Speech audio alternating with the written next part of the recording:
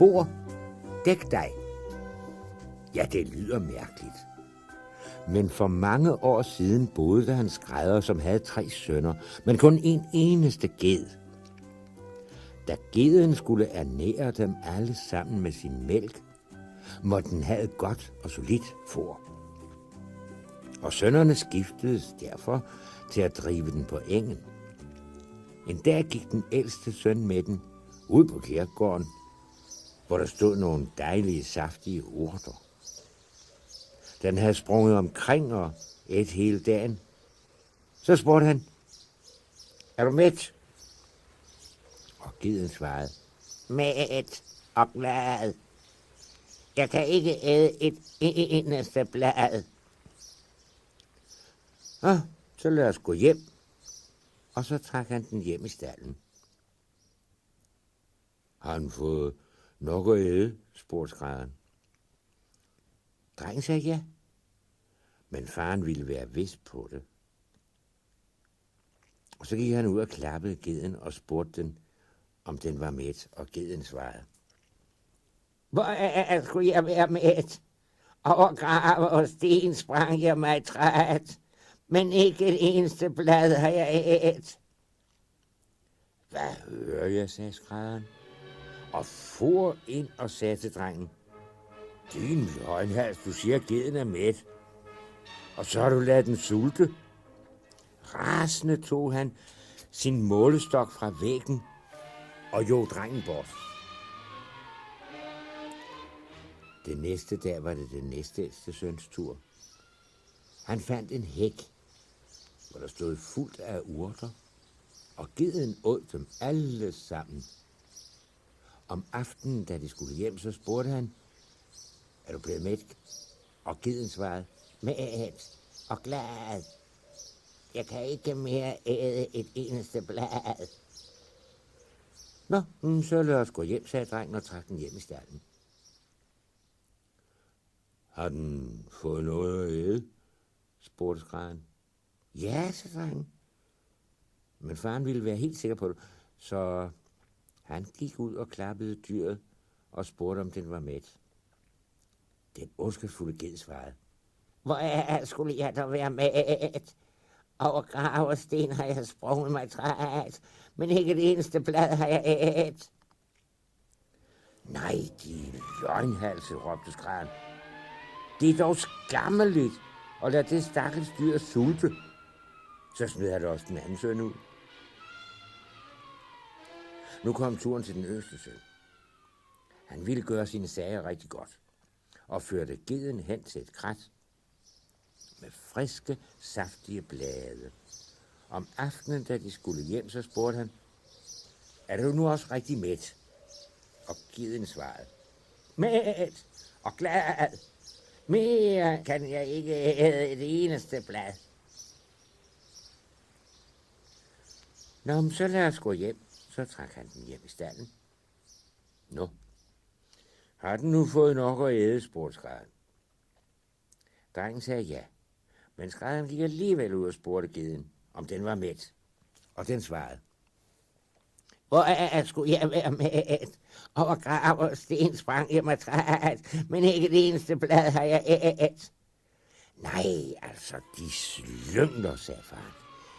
Den ene er ikke et hår bedre end den anden, men nu skal de ikke længere holde mig for nar. Han for ind og greb sin målestok og brylede sådan løs på drengen, at han løb sin vej, lige så hurtigt han kunne. Nu var den gamle skrædder alene med geden, og den næste dag gik han ud i stalden og klappede den og sagde, kom, mit kære lille dyr, i dag skal jeg selv sørge for dig. Han trak den med sig hen til hækken, hvor der stod planter, som geder plejer at holde forfærdelig meget af. Nu kan du æde af hjertens lyst, sagde han og lod den græsse til om aftenen. Nå, er du nu mæt, lille ged, spurgte han så. Og geden svarede, mæt og glad, men ikke kan æde et eneste blad. Nå, jamen, så træsker vi hjem. og så gik de hjem til stalden. Før han vendte sig om endnu en gang, så sagde han, nå, er du så endelig mæt? Men geden svarede, hvor er skulle jeg dog være mæt?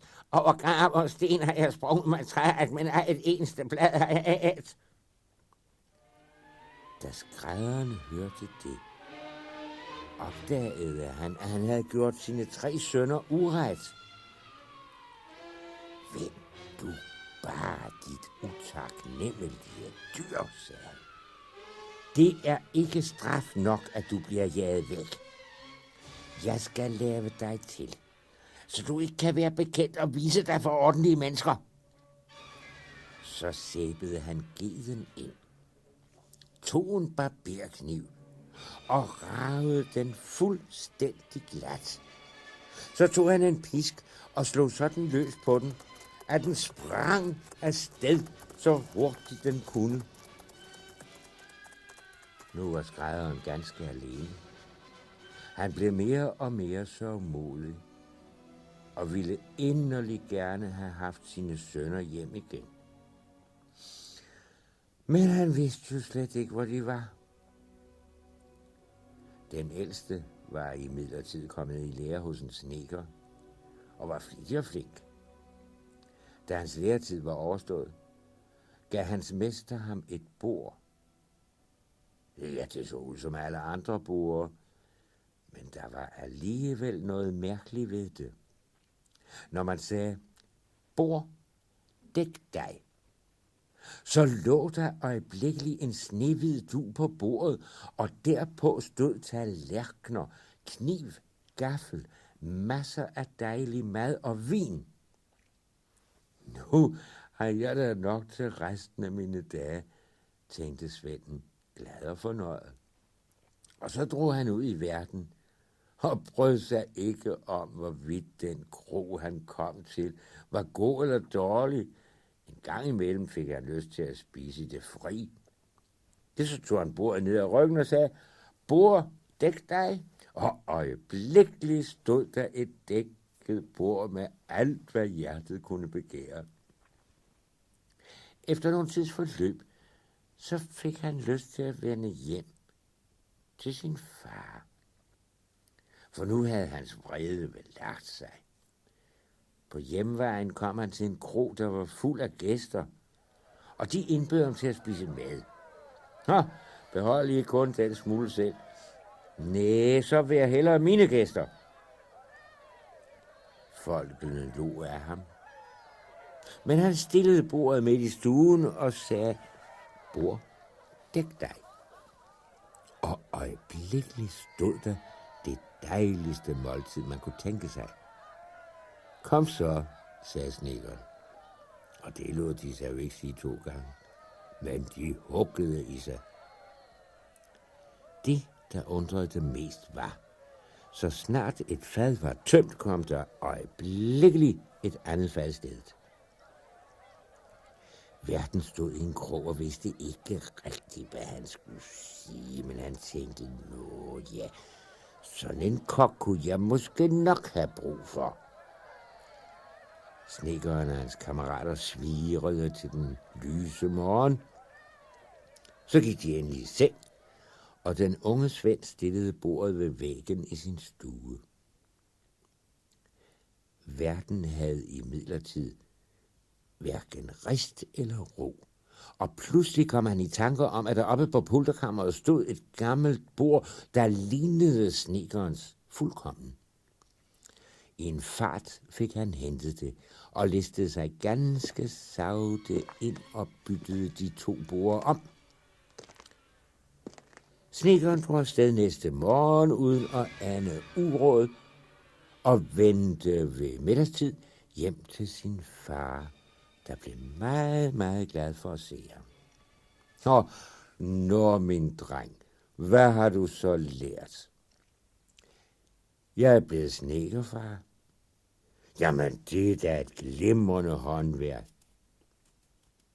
Men hvad har du bragt med hjem fra din rejse? Det bedste, jeg har taget med, er bordet. og det er det her. Faren så på det og sagde, ja, det ser jo ikke ud af noget videre. Det er jo både gammelt og slidt. Ja, men det er ikke noget almindeligt bord, sagde snedkeren. Når jeg siger, bord dæk dig, så står der straks den dejligste mad. Indbyd nu alle vores slægtninge. Så skal jeg nok få noget rigtig godt til jer at spise. Da hele selskabet var samlet, stillede han bordet op på gulvet og sagde, bord dæk dig. Men bordet var lige så tomt som et hvert andet bord, der ikke forstår dansk. Den stakkels fyr forstod, at han var blevet bestjålet. Og han skammede sig, sådan at han måtte stå der som en løgner. De lå af ham alle sammen, og de måtte igen gå uden at få hverken vådt eller tørt. Skrædderen tog igen fat på sit arbejde, og sønnen tog tjeneste hos sin mester. Den anden søn var kommet i lære hos en møller. Da hans læretid var forbi, så sagde mesteren, fordi du nu har været så flink, så vil jeg give dig et æsel. Men det er en ganske særlig slags. Det kan ikke trække vogne eller bære sække. Nå, jamen, hvad kan man så bruge det til? Det kan gøre guld. Når du stiller det på et klæde og siger brikkelbrit, falder der guld fra det. Både farfra og bagfra. Det må være et dejligt dyr, sagde svenden, og takkede mange gange og drog ud i den hvide verden. Når han trængte til penge, behøvede han bare at sige brikkelbrit. Så regnede det med guld, og han behøvede bare at bukse ned og samle det op. Han forlangte altid det bedste, hvor han kom. Jo dyrere, jo bedre, for hans pung var jo altid fuld. Da han i nogen tid havde set sig om i verden, så fik han lyst til at vende hjem til sin far. Han tænkte, at han nok ville glemme al sin vrede, når han så guldæslet. Tilfældigvis kom han dog ind på en krog, hvor hans brors bord var blevet stjålet. Verden ville bringe æslet ud i staden. Men han sagde, nej, du skal ikke gøre nogen lejlighed. Jeg skal nok selv binde min lille gråben. Jeg holder mest af at vide, hvor den står. Verden synes, det var noget underligt noget, og tænkte, at en, der selv vil sørge for sit æsel, han lavede det ikke mange penge på sig. Men da gæsten rakte ham 2 guldstykker og bad ham sørge for noget god mad, gjorde han store øjne og købte det bedste, han kunne få. Da han havde spist, spurgte gæsten, hvad han skulle betale, og verden smurte tykt på, og sagde, at han måtte have et par guldstykker til. Svend greb i lommen, men den var tom. Vent lidt, sagde han. Jeg skal lige hente nogle penge. Duen tog han med sig. Verden kunne ikke begribe, hvad det skulle betyde. Og da gæsten kom over i stallen, listede han sig bagefter og kiggede ind igennem vinduet. Den fremmede bredte nu duen ud under æslet og råbte, brikkelbrit. Og øjeblikkeligt begyndte det at regne med guldstykker. Lille mænd, tænkte verden. Det var ikke nogen dårlige penge på. Svend betalte, hvad han skulle, og så gik han i seng. Men om natten listede verden over i stallen og byttede guldæslet om med et ganske almindeligt æsel. Ganske tidligt næste morgen drog Svenden afsted. Ved middagstid nåede han hjem til sin far, og han blev meget glad for at se ham igen. Hvad har du lært, min søn? Jeg er blevet møller, Nå, har du ikke noget med hjem fra din rejse? Nå, ikke andet end et æsel? Æsler har vi som nok af. Det skulle hellere have været en ged. Jamen, det er ikke noget almindeligt æsel. Når jeg siger Bringelbrit, så giver det lige så meget guld, jeg vil have. Lad bare alle vores venner og bekendte komme herhen. Så gør jeg dem rige. Nej, det var dog herligt, sagde den gamle. Så behøver jeg ikke længere sidde og prikke med nål og skynd dig. Og så skyndte han sig afsted og indbød alle sine slægtninge. Da hele selskabet var samlet, bredte mølleren et klæde ud, førte æslet ind i stuen, sagde Brit. Der kom ikke et guldstykke. Mølleren blev godt lang i ansigtet og bad sine slægtninge mange gange om forladelse, fordi de måtte gå hjem lige så fattige, som de var kommet. Den gamle måtte igen tage fat med nål og tråd, og sønnen tog tjeneste hos en møller. Den tredje bror var kommet i lære hos en drejer, og da det er et meget kunstfærdigt håndværk, så varede hans læretid længst. Hans brødre skrev imidlertid og fortalte, hvor slemt det var gået dem, at de var blevet bestjålet. Da drejeren var udlært, gav hans mester ham en sæk og sagde, der ligger en knibbel inde i sækken. Sækken kan jeg nok få brug for, sagde svenden, men knibbelen er så tung. Den er bare til besvær. Nej, hør nu her først, sagde mesteren. Hvis der er nogen, der vil gøre dig fortræd, så behøver du bare at sige, rap dig, knibbel. Så springer den ud og danser så lystigt på din fjendes ryg, at han ikke kan røre sig i 8 dage, og den holder ikke op, før du siger, knibbel i sæk. Svenden takkede mange gange og drog afsted med sækken.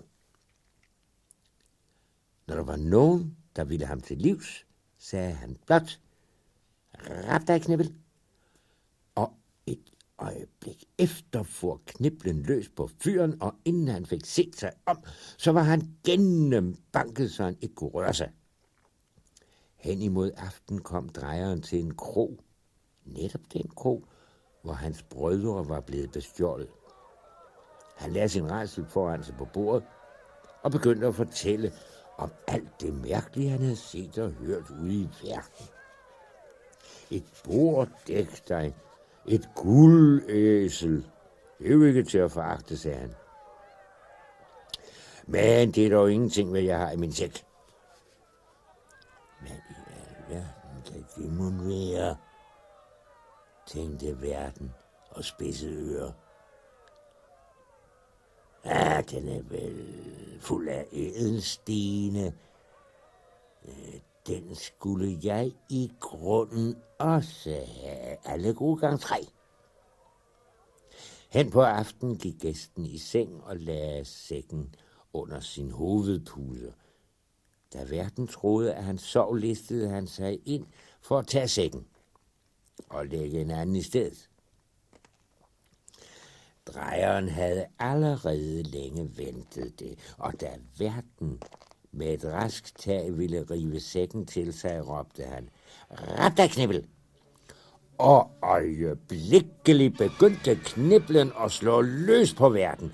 Verden skreg og hvinede, men jo højere han skreg, des hårdere slog kniblen, og til sidst faldt han udmattet om. Hvis du ikke i en fart giver mig bord, dæk dig og guldæslet, så tager vi fat på en frisk, sagde drejeren. Åh nej, åh nej, åh nej, åh nej, åh nej, jeg vil gerne give alt, hvad jeg ejer. Når bare den fordømte trold vil krybe ned i sækken igen. Så vil jeg lade noget gå for ret for denne gang. Knibbel i sæk. Næste morgen begav drejeren sig på vej hjem med borddægtøj og med guldæslet. Skrædderen blev meget glad, da han så ham igen, og spurgte, hvad han havde oplevet ude i den store verden. Ja, jeg er blevet drejer, sagde han. Det er virkelig et smukt håndværk, sagde den gamle. Men har du ikke bragt noget med hjem fra din rejse? Jo, jeg har en knibbel her i sækken. En knibbel, sagde faren. Det var da altså noget. Det kan du jo bruge en hver gren til. Nej, det er nu ikke nogen helt almindelig knibbel, lille far.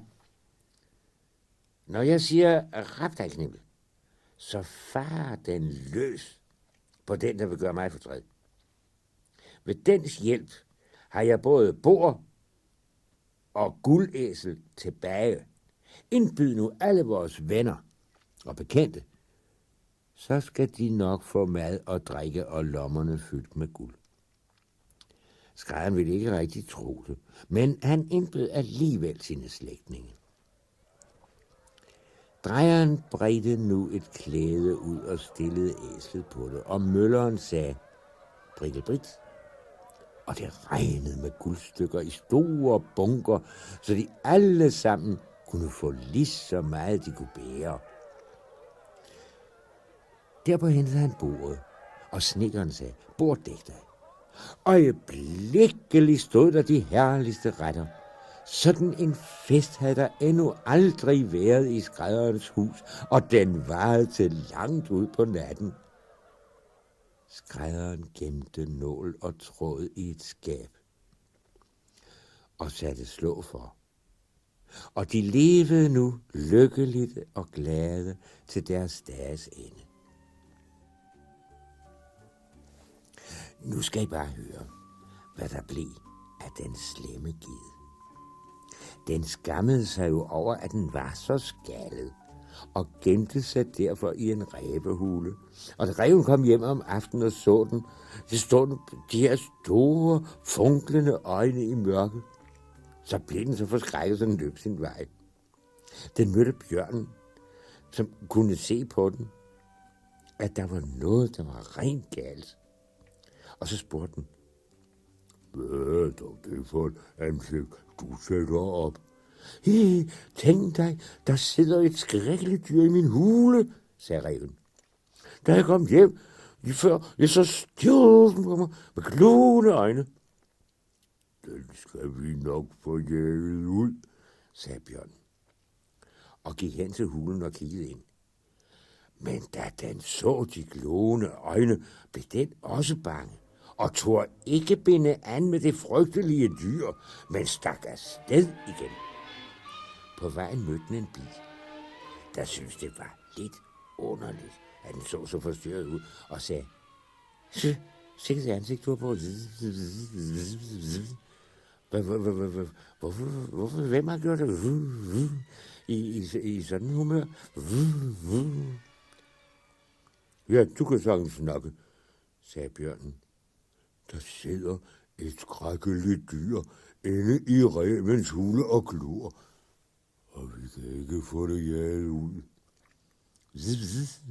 Stakkels bjørn, sagde bilen. Nu skal jeg nok hjælpe jer. Skønt jeg kun er sådan en lille svag en. Ja. Hvis jeg ellers gider se til. Så fløj den ind i rævens hule og satte sig på gedens glatragede hoved og stak den sådan, at den brede ud af hulen, og den styrtede afsted ud i den hvide verden, og ingen ved, hvor den er blevet af.